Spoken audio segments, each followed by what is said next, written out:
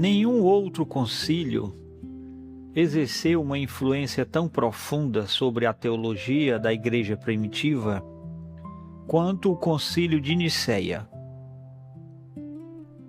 Sua convocação ocorreu em um momento de intensa crise doutrinária, quando a unidade da igreja estava ameaçada pela controvérsia ariana.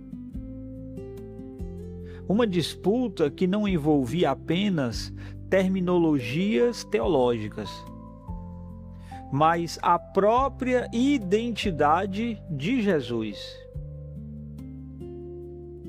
A questão central era simples em sua formulação, porém era profunda em suas implicações. Jesus é verdadeiramente Deus ou ele é apenas mais uma elevada das criaturas? A resposta dada pelos bispos reunidos em Nicéia moldaria não apenas o desenvolvimento posterior da teologia cristã, mas também a compreensão da salvação, da adoração e da própria natureza de Deus. A importância do Concílio de Nicéia, ela pode ser medida pelo fato de que suas decisões, elas continuam a ser reconhecidas por católicos, ortodoxos e protestantes como uma das mais importantes expressões da fé cristã histórica. O contexto histórico do Concílio de Nicéia está intimamente ligado às transformações ocorridas no Império Romano durante o início do século IV. Após séculos de perseguições, a Igreja experimentou uma mudança radical com a ascensão do imperador Constantino. A vitória de Constantino na batalha da Ponte Milvia, no ano 312, seguida pela promulgação do Édito de Milão, no ano 313, isso trouxe liberdade ao cristianismo e encerrou oficialmente as perseguições imperiais. A paz externa, ela revelou conflitos internos que haviam permanecido ocultos durante os tempos de opressão. Entre esses conflitos, destacou-se a controvérsia provocada por Ário, um presbítero da cidade de Alexandria, no Egito. Constantino compreendia que a estabilidade do império dependia, em certa medida, da unidade da igreja. Então, ao perceber que a disputa cristológica estava produzindo divisões profundas entre os bispos, entre as igrejas e entre as regiões, ele decidiu convocar um concílio geral para resolver essa questão. Pela primeira vez na história, representantes de praticamente toda a cristandade, eles reuniram-se para discutir uma questão doutrinária de alcance universal. A controvérsia ariana surgiu da tentativa de preservar a unicidade absoluta de Deus Pai. Ário argumentava que somente o Pai era eterno e incriado. Segundo sua interpretação, o Filho havia sido criado antes da fundação do mundo como o mais excelente dos seres criados, mas ainda assim permanecia como criatura. Sua famosa expressão, houve um tempo em que o Filho não existia, essa expressão sintetizava sua posição teológica. Para Ário, atribuir plena divindade ao Filho implicaria comprometer o monoteísmo bíblico. Embora sua proposta parecesse preservar a transcendência divina, ela introduzia uma ruptura radical na compreensão apostólica da pessoa de Cristo. Se Jesus fosse apenas uma criatura, ainda que superior a todas as demais, ele não poderia possuir os atributos divinos de eternidade, onipotência e imutabilidade. Consequentemente, a adoração prestada a Jesus pela Igreja desde os tempos apostólicos, então isso seria uma idolatria.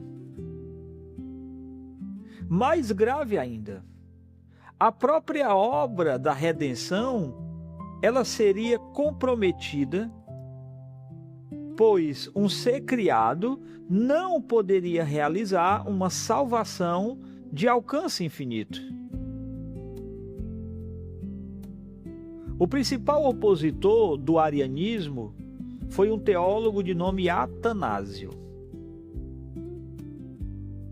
que se tornaria posteriormente um dos maiores defensores da ortodoxia cristã. Atanásio compreendeu que a questão ela ultrapassava os debates filosóficos e atingia o coração do Evangelho. Seu argumento fundamental era soteriológico. Somente Deus pode salvar. Se Jesus não fosse plenamente Deus, então a humanidade permaneceria perdida. A salvação exige uma mediação capaz de unir Deus e o homem. Algo impossível para uma criatura. Atanásio demonstrava que as Escrituras atribuíam a Jesus títulos, obras, honra e atributos que pertencem exclusivamente a Deus. Passagens como o Evangelho escrito por João, capítulo 1, versículo 1. Ainda no Evangelho segundo João, capítulo 8, versículo 58. A carta aos Colossenses, no capítulo 1, versículos 15 a 20. E também a carta aos Hebreus, no capítulo 1. Então essas passagens, elas eram interpretadas como evidências inequívocas da plena divindade de Jesus. A defesa de Atanásio, ela não se limitava à exegese bíblica. Ela estava profundamente ligada à prática da adoração cristã e à experiência da redenção. O concílio reuniu aproximadamente 300 bispos provenientes de diversas regiões do Império Romano. A maioria vinha do Oriente, onde a controvérsia ela era mais intensa. Mas também havia representantes do Ocidente. A reunião ocorreu na cidade de Niceia, localizada na Bitínia, atual Turquia. Os relatos históricos descrevem uma assembleia composta por líderes que, em muitos casos, carregavam em seus corpos as marcas das perseguições recentes. Ali havia homens que haviam perdido olhos, membros ou sofrido torturas por sua fidelidade a Jesus. Esses bispos, eles não estavam debatendo uma abstração acadêmica.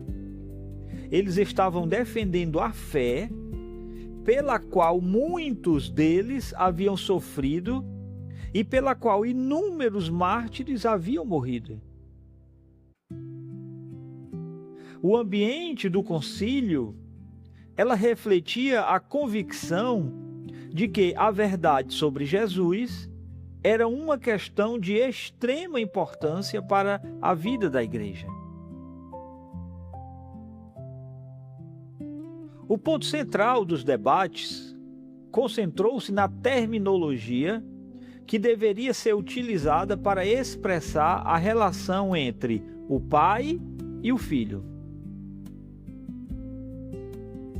Os defensores da ortodoxia, eles argumentavam que o Filho não apenas se assemelhava ao Pai, nem possuía uma substância semelhante, mas o Filho compartilhava plenamente da mesma natureza divina. Essa formulação procurava excluir qualquer possibilidade de interpretar Jesus como uma criatura exaltada. Embora o termo não apareça explicitamente nas Escrituras, os bispos entenderam que ele expressava adequadamente o ensino bíblico. O uso de linguagem teológica extraída da filosofia grega não representava uma substituição da revelação bíblica, mas uma tentativa de proteger o significado das Escrituras contra interpretações consideradas inadequadas.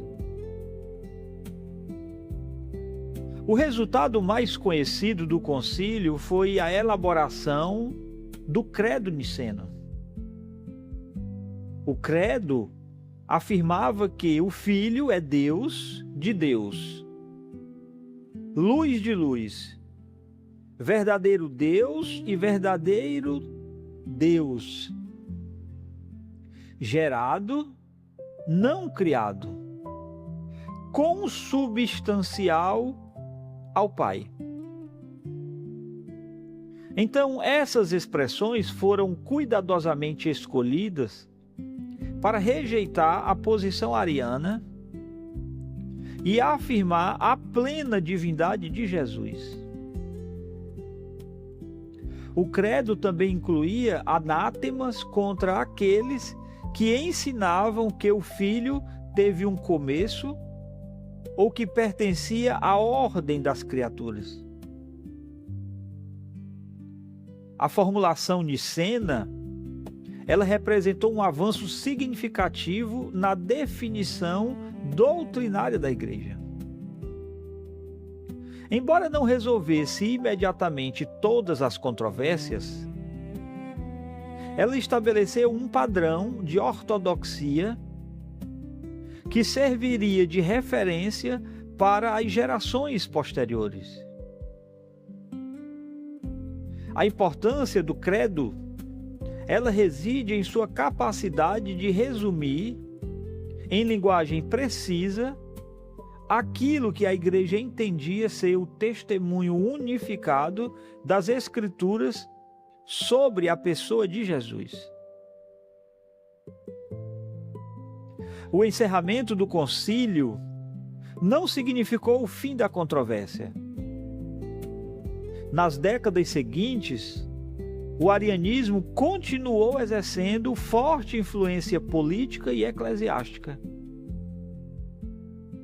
Diversos imperadores favoreceram posições semi-arianas. E muitos bispos que haviam apoiado Nicéia, eles sofreram perseguições ou exílio. O próprio Atanásio foi exilado repetidamente devido à sua defesa intransigente da fé nicena. Durante muitos anos, a Igreja viveu um período de instabilidade doutrinária, no qual diferentes fórmulas teológicas competiam entre si. Essa situação demonstra que os concílios não encerram automaticamente os debates teológicos. A recepção e consolidação de suas decisões frequentemente exigem décadas de reflexão, discussão e defesa. A vitória definitiva da teologia nicena, ela ocorreu gradualmente, culminando no Concílio de Constantinopla no ano 381, que reafirmou e expandiu as decisões de Nicéia. Do ponto de vista teológico, o legado de Nicéia ultrapassa em muito a questão específica do arianismo. O concílio estabeleceu princípios fundamentais para o desenvolvimento posterior da doutrina cristã. Em primeiro lugar, demonstrou que a Igreja possui a responsabilidade de formular definições doutrinárias precisas quando verdades essenciais da fé estão ameaçadas. Em segundo lugar, mostrou que a interpretação correta das Escrituras exige, em determinadas circunstâncias, o uso de terminologia técnica para proteger o significado bíblico. Em terceiro lugar, reafirmou a inseparável conexão entre cristologia e soteriologia. A doutrina da pessoa de Cristo não é um tema secundário, mas é o fundamento da compreensão cristã da salvação. A partir de Nicéia, tornou-se impossível defender uma visão reduzida da divindade de Jesus sem entrar em conflito com a ortodoxia histórica da Igreja. A influência de Nicéia estendeu-se também à liturgia, à espiritualidade, à vida devocional cristã. A adoração prestada a Jesus, ela recebeu uma fundamentação doutrinária clara, baseada em sua igualdade essencial com o Pai. A compreensão trinitária da fé cristã encontrou em Nicéia um alicerce indispensável para seu desenvolvimento posterior. Além disso, o concílio serviu como modelo para os demais concílios ecumênicos, estabelecendo procedimentos, métodos de deliberação e princípios teológicos, que seriam empregados em debates posteriores sobre a Trindade, a pessoa de Cristo e outras doutrinas centrais. Sua importância não se limita à antiguidade. Até hoje, o credo niceno, ele permanece uma das mais amplamente aceitas confissões de fé da cristandade. O Concílio de Nicéia deve ser avaliado de forma amplamente positiva e profundamente respeitosa.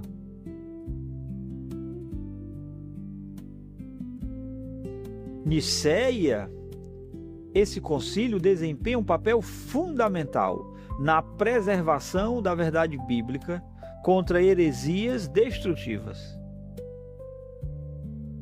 Jamais devemos rejeitar os concílios por serem concílios. Ao contrário, devemos valorizar suas decisões sempre que estas estivessem em conformidade com as Escrituras. O princípio da sola Escritura não implica desprezo pela história da igreja, mas afirma que toda autoridade eclesiástica ela permanece subordinada à palavra de Deus.